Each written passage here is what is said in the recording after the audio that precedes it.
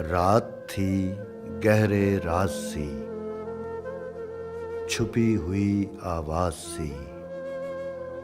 मैं भी रास्ता भूल के छोड़ के साथी फूल से, देख के बढ़ती रात को, सर पर चढ़ती रात को, डर कर धोखा खा गया, इस जंगल में आ गया।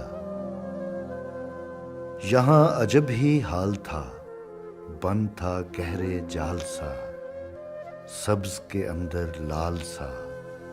पेड़ थे कुछ नमनाक से, गुमसुम और गमनाक से, ऊंचे हैबतनाक से।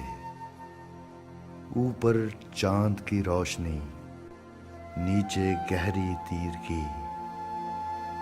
शेर दहाड़ा देर तक, जंगल गूंजा देर तक।